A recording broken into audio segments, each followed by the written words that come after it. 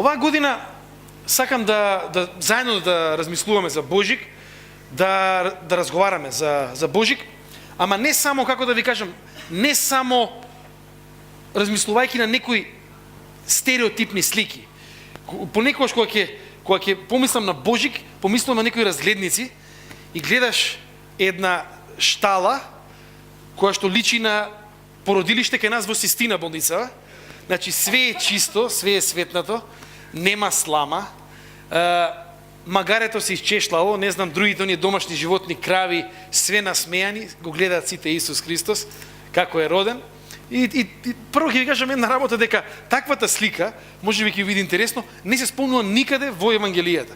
Значи никаде не се спомнува дека околу Исус имало, не знам, магариња и крави. Се вели дека тоа просторија, и тоа дали е штала нема да навлегуваме, зашто мислиме дека тоа не е суштината на она заради кој што сме тука собрани. Оваа вечер, за разлика можеби од минатите години, нема да читаме текст од Евангелијата. Инаку сите Евангелија пишуваат за раѓањето на Христос, Матеј и Лука подетално, Марко започнува уште по-брзо некако, а Јован, евангелистот Јован, Евангелието според Јован, не враќа многу поназад и започнува со онаа познат стих: во почетокот беше зборот. Значи, зборува за Исус Христос како за оној кој што не само што дојде и беше поминат како човек, туку дека идентитетот на Христос беше секогаш во Бога и беше од вечноста. Значи, многу битно за Јован. Ама вечера сакам да ви зборувам за еден човек кој што лично го сметам за, како да кажам, херој на сите нас кои што сме дел од црквата и особено херој на црквата за нас кои што сме не евреи. Може би има евреи помеѓу нас оваа вечер, ја не знам, иако нема баш веќе многу евреи во Скопје, ама сакам да зборуваме за Павле. Павле, човекот кој што беше ревносен прогонител на црквата, човек кој што веруваше во нешто кој што многу често го слушам и тука и денес, една погрешна представа за тоа како ние се поврзуваме со Бог. Павле пред да го запознае Христос на патот за Дамаск, и за жал овие денови кои ќе се спомне Дамаск на вести, кои ќе ги видам оние уништувања и разорувања, си викам, ова е тој исти град кон кој што Павле беше упатен за да ги затвора христијаните и токму на тој пат за Дамаск, од Ерусалим кон Дамаск, Исус Христос му се објави. И денеска знаеме дека Сирија е во хаос и дека Сирија е едноставно земја во која што течат реки од крв заради кој знае веќе какви работи. Тој Павле, пред да го запознае Христос, беше убеден во една работа. Работа која што, како што ви кажав, многу често ја слушаме и тука, денес. А тоа е следно. Дека ние градиме однос со Бог. Значи, начинот на кој што ние градиме однос со Бог е всушност преку почитување на Божите заповеди. Дека предуслов јас и ти да бидеме прифатливи за Бог е да ги чуваме, односно да ги исполнуваме неговите заповеди. Може би сте имали вие прилика да имате таков некој разговор и некој може би ќе ви спомне, мене ми спомнале многу луѓе, изјава, да кажеме, јас верувам во Бог, ама не се држам до тоа и еден ден кога ќе почнам да се држам стварно до тие негови заповеди, тогаш ќе почнам да се молам, тогаш ќе почнам веројатно, не знам, да бидам дел од црква или да читам повеќе Библија. И тоа е верувам еден став, општо човечки став кој што потекнува од следново, од нашето животно искуство во кое што најчесто ние сме требале да направиме нешто за да бидеме прифатени. Прво ќе направиш нешто, за да бидеш прифатен уште од прво деление. Ќе треба да добиеш 1, 2, 3, 4 петки и тогаш наставничката ќе рече: Никола е навистина многу добар ученик и ќе те пофали пред сите, така.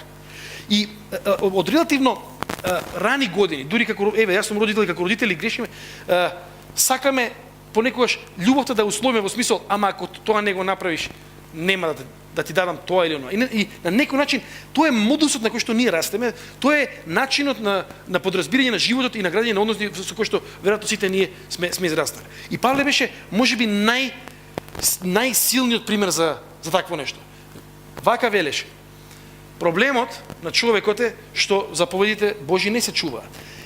Особено овие христијани кои што сега почнаа да се молат на Исус Христос, нешто што е за нас тотално неприфатливо. За нас како евреи кои што веруваме во еден Бог. И затоа, за да се извлечеме од таквата ситуација, јас ќе одам и ќе ги заробуваме овие христијани, ќе ги гонаме овие христијани за овој начин на градење на однос со Бог преку милост, да го запрам, да го спречам. Тоа беше тој момент, тоа беше всушност платформата за која што Павле се бореше.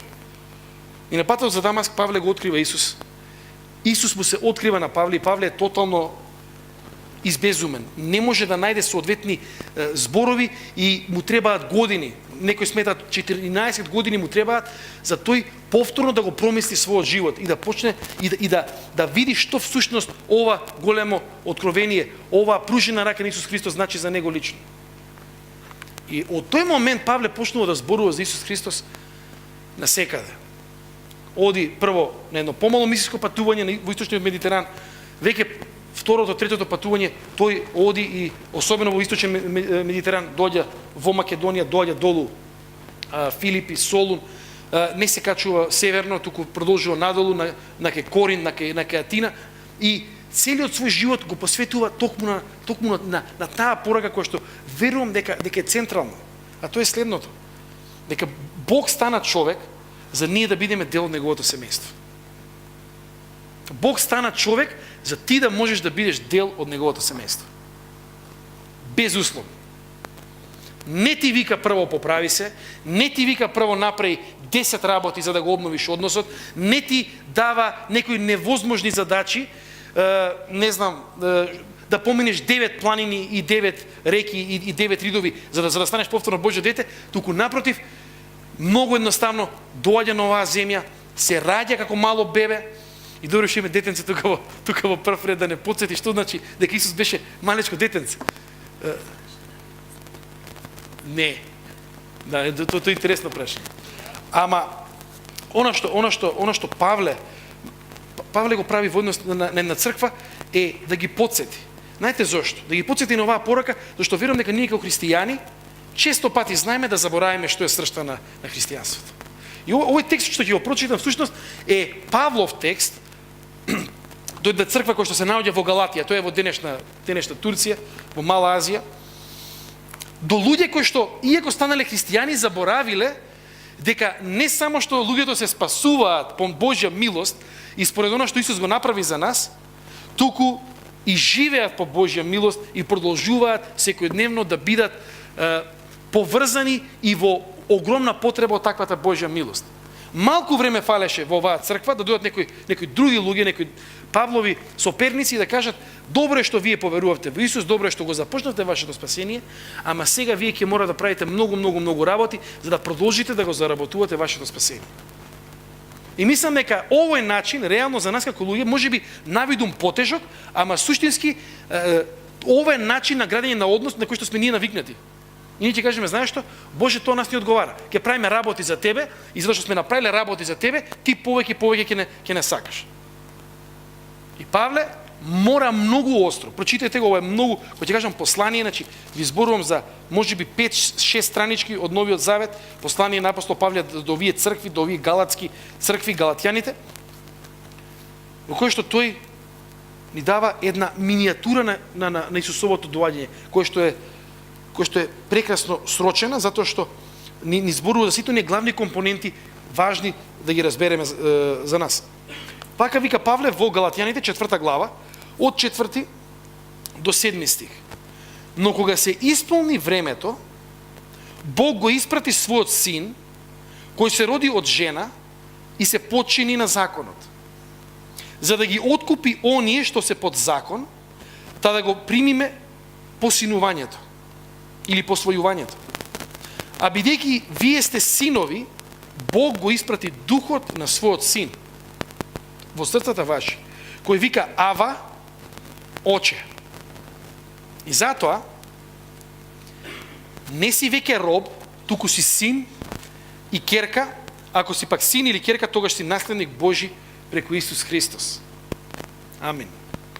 Ова се неколку стихови. Ова е Галатјаните 4 глава, пак ќе кажам, од 4 до 7 стих, во кој што Павле нас не навраќа на суштината на Исусовото доаѓање. Бог преку Исус Христос не покани повторно нас кои што бевме одметнати од Бога, нас, ова човештво кој што му го сврте грбот на Бога, да биде повторно дел од неговото семејство. Повторно преку Исус Христос започна еден процес, ако можеме така да го наречеме, на посвојување, кој што Бог и како многу го кошташе. Го кошташе смрт на неговиот син на крстот. И знаете што е интересна работа? Мислам дека ние, ова зашто зборува Павле, дури ќе кажеме интуитивно го препознаваме во нашиот живот. А тоа е следно. Дека кога во наши семејни односи или во наши меѓучовечки односи постојат главната водилка е заповед без однос, таквиот момент всушност завршува во бунтовништво. Имаме еден да го наречам модул кој што се вика чекор по чекор, токму има една таква тема која се нарекува бунтовност и овој автор Енди Стенли вика ако еден однос се заснива само на заповеди без да има однос меѓучовечки здрав, тој завршува во бунтовништво. Ќе ви кажам ова како родител дека навистина е така. Секогаш кога сум можеби заради работни обврски или ради патувања или заради моја лична немарност кога се оддалечувам од мојата ќерка и кога настапувам од аспект јас сум ти татко и ти ќе ме послушаш затоа што сум ти ја татко и затоа што јас така сум кажал, она што го добивам е многу често бунтовност. Не постои однос, не постои тој љубовен контекст, ако можам да го наречам, од каде што послушноста ќе произлезе. Послушноста, трансформацијата на нашата послушност во однос на Бог не произлегува од тоа што ние уште повеќе на памет ќе ги научиме сите Божји заповеди и уште повеќе ќе запнеме. Знаете од каде произлегува нашата трансформација? Трансформацијата која што Бог ја сака за мене и за тебе. Од искусувањето на неговата љубов. Длабокото искуство на неговата љубов. Не знаеш ли Божјата љубов? Тоа е прашањето на Божик. Дали оваа љубов за која што зборува Павле и зборуваат овие 4 евангелисти, зборуваат целиот Нов Завет, е реален дел од нашите животи? Или можеби ние повторно сме се свртали на некои наши стари размислувања и мислиме дека и Бог, веројатно како што е случај со нашите меѓучовечки односи, и Бог нас не заборавил и не сака многу да се замара со нас, тоа што сака од нас е да ни даде едно ливче, хартија со 5, 10, 15 или 18 заповеди, ќе ни каже исполнете ги и кога ќе ги исполниме, треба да му ги донесеме штиклирани и он да каже аха, добро, имам уште 15 нови за вас. Тоа не е Богот кој што го опишува Новиот Завет. Тоа не е Богот кој што нас се откри во Исус Христос. Она за кој што Павле зборува е всушност Божја љубов излеана во Исус Христос за ние да ги обновиме таквите нашиот длабок љубовен однос со Бог. И Павле беше свесен дека на патот за Дамаск тој на Исус Христос не можеше ништо да му понуди. Во джебот имаше само овластување да го затвори секој христијанин кој што ќе го најде на патот. Немаше ништо со кое што би ја заслужил големата Божја љубов. И Бог му се смилува и му се откри. И го покани да биде негов син. Оваа покана важи за нас денес. Бог те поканува, Бог ме поканува да бидеме синови и ќерки негови. Да бидеме синови и ќерки на големиот небесен татко. Знаете што е често пати проблем, многу често проблем, во моето дружење со луѓето и разговори со луѓето. Луѓето многу често не можат со Бога да се поврзат како со татко, затоа што имаат тежок однос со својот земен татко. И го замислуваат небесниот татко како нашиот земен татко само пута 100. И си викаш, леле, тешко мене со ваков небесен татко. Ово кажам за нас кои што сме татковци, да бидеме внимателни со нашите деца и да ги сакаме. Што има такви конкретни заповеди. Татковци, сакајте ги вашите деца и немојте да ги дразните. И Павле прими таква љубов и таква милост, и таа љубов и милост му беше двигател, кај да беше. Затоа кога Павле дури е во затвор, Павле зборува со еден јазик кој што за нас е непознат. За нас кои што сме дел од оваа генерација на комфор и си викаме како може човек кој што е во затвор вака да пишува и вака да се чувствува. Зошто? Што кај нас, ако еден артикл од продавница не е добар, узбуна. Ако нешто малце сообраќај во Скопје не заглави, узбуна. Ако нешто малце ни навлезе во нашиот животен комфор, узбуна. тревога, алармантност. Ние не сме научени некој да ни го зима комфорт. Ние сме генерација на комфорт, која што заборавила дека нашите дедовци и баби живееа многу скромно и на некој чуден начин беа порадосни и пострекни од нас. Она што сакам да го кажам со ова е всушност следново. Ние имаме недоволна перспектива за да разбереме таа радост на Павле. Павле кога пишува неколку посланици, пишува од затвор и вика радувајте се, радувајте се, радувајте се. И ние си викаме вака, ова е пропаганда. Никој не може да се радува во затвор. Ама Павле и во тој затвор длабоко и интимно го доживува Бог. И кога ние имаме некоја личност која што сакаме близко до нас, неминовно чувствата на радост излегуваат од нас. Кога драга личност ќе ти дојде на гости, ние сме веднаш насмеани и дури да сме изморени и какви да се нашите околности во тој момент, ние сакаме да бидеме добри домаќини, затоа што ни дошла драга личност. Павле живееше за него најдрагата личност, тој е Бог. Павле живееше со Бог. И од таму со радост во било какви околности можеше да ги охрабрува христијаните. И затоа, ако една димензија на Божик е повикувањето Божјо и Божјото плаќање, Божјото земање, почеток на земањето Божјо на нашите бремиња, нашите товари во неговиот живот, нешто што е и подеднакво важно е всушност импликацијата на тоа што Бог го направи. Импликација која што искрено не ни е драга и не ми е драга. Во истото ова послание од Галатјаните, во 6 глава, 2 стих, Павле, откако ни зборуваше на Галатјаните за Божјата милост, откако нас ни зборува за таа Божја милост и љубов која што треба да искусиме, ги потсетува Галатјаните дека таа Божја милост, ако е искусена, неминовно се преточува во меѓучовечките односи. 6 глава, 2 стих вели вака: поднесувајте го товарот еден на друг и исполнувајте го така законот Христов. Поднесувајте го товарот еден на друг и на таков начин исполнувајте го законот Христов. Тоа е новиот закон. Да се поднесуваат товарите. Сите ние многу порадо размислуваме за себе си како за луѓе на кои што другите луѓе им се товар, отколку да размислуваме дека и ние сме товар на некого. И тоа знаете што, не само товар во смисол, не знам, финансиски или ваков. Многу често карактерно сме товар. Карактерно сме товар со сите оние сегменти од нашиот живот кои што едноставно не се според Божја волја. Понекогаш сме арогантни или алчни. Или знаеме да лажеме за да прикриеме некои работи. Понекогаш манипулативни. Понекогаш сме сребролюбиви, сакаме пари. И за Божјиот процес на трансформација и за Божјиот момент на таа трансформативна милост во нашиот живот да биде потпол, ние, всушност, како црква, како заедница, мораме сериозно да ги земеме овие стихови, кои што велат земете си го товарот еден на друг. И товарот не е лесен. Товарот значи да бидеме долго трпеливи. Пред неколку стихови во исто послание Павле ќе зборува за тоа какви се оние кои што живеат во Христос и кои што го имаат Божјото присуство, Светиот Дух во нив. И едно нешто е долготрпеливост. Процес на долготрпеливост. Ако нешто ни е потребно во носењето на товарите еден на друг, тоа е таа долготрпеливост. Ние сме научени на инстант решенија. Си мислиме дека ако некого му кажеме, па знаеш ти имаш проблем со оваа работа, ти си навистина дрзок или арогантен или алчен или што и да е, ние мислиме дека работата е решена. И забораваме дека дел од нашите карактерни особини кои што не се по Божја волја во нас се граделе со години и треба време, треба процес.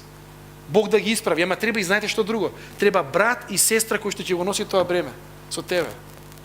Не можеме сами. Ако некој ќе каже можам сам, и ако мислиш дека можеш сам, денес е добар ден да станеш христијанин.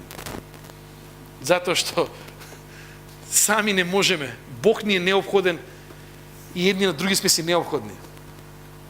Супермени постаат само во стриповите и на големото платно.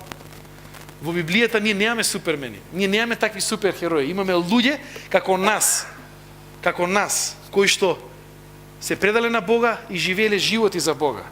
И црквата ги запомнила како луѓе кои што се предале на еден таков начин, ама не како совршени луѓе. Знаете како понекогаш знам дека некој никош не прочитал ни делче од Библијата, кој ќе ми речат Библијата е прекрасна книга, сите луѓе во Библијата се прекрасни. Мене ми иде да кажам, може да ме поземиш твојата Библија, зашто ја таква Библија неам. Од прва глава на Библија до последната, луѓе кои што си имаат своји особености, своји карактерни мани, своји, како да кажам, ситуации животни, своји начини на решавање на тие ситуации, issues, и значи сериозни issues. И цело време Бог кој што е долго трпелив и кој што на секоја глупост на човештвото и на човекот одговара со милост и со љубов. И затоа знаете кој е апелот? Апелот е Павловиот апел. Да се помириме со Бог. Да ја прифатиме оваа Божја покана и да станеме дел од неговото семејство. Може би си дел од тоа семејство Божјо и треба да му заблагодариш на тоа. Може би си дел од Божјо семејство, ама некако си станал како прекоокеански роднина. Тука си, ама никој не може да те види и дури и Бог ретко слуша нешто од тебе.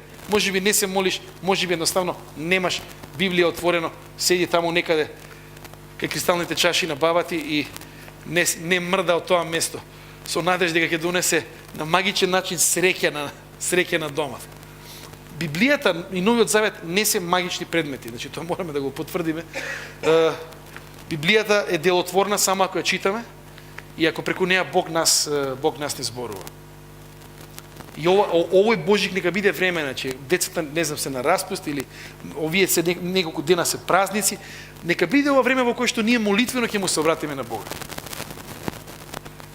И ако си таков прекоокеански, што викаме проповедник во Америка, secret agent, таен агент христијанин, никој не знае дека си христијанин и ти самиот не знаеш, што си многу таен, од што ептен ништо не се гледа, никој жив не знае за тебе дека си христијанин, може време од таа тајновитост малце чекор два да направиш, кон Бог и кон црквата. Зашто Исус не мислеше на таква тајновитост, значи на оние разузнавачки служби, дека никој никаде не знае дека ти си христијанин или дека јас сум христијанин. И второ нешто, примајќи таквата милост од Бога, радувајќи се за тоа дека Бог дојде помеѓу нас и дека не заборави. Да се сетиме чиј товар, чие бреме сме ние повикани да го носиме во оваа наша следна година. Многу често тоа се товарите и бремињата на луѓето што ни се нас најблиско. Лесно се носат товарите на кинезите. 10.000 километри од нас, Боже, благослови и кинезите и дај им просперитет. Али овој комшијава што не може да го смисла, напре нешто со него. Боже, нека исчезне. Нека го снема. Нека иде у Кина. Ја ќе му ги носам куферите. И превоз ако треба, не треба за бензин да покрие. Значи, товарите на луѓето околу нас се најчесто товарите кои што треба ние да ги носиме. Товарите на луѓето во црквата. Знаете што сакам повеќе во следнава година како пракса да го видиме во нашата црква? Да се прашуваме не само како си и како си не знам, на работа, туку како можам да се молам за тебе. Да се молиме уште поише еден за друг. Како да се молиме? Како да се молам за тебе? Зашто да се молам? Кои се твоите молитвени потреби? И тоа е многу сериозно земање на бремето едни на други. И заедно во следнава година да живееме животи достојни на Божјото доаѓање помеѓу нас. Кој што дојде помеѓу нас, да бидеме едно семејство со Него и едни со други. Христос се роди.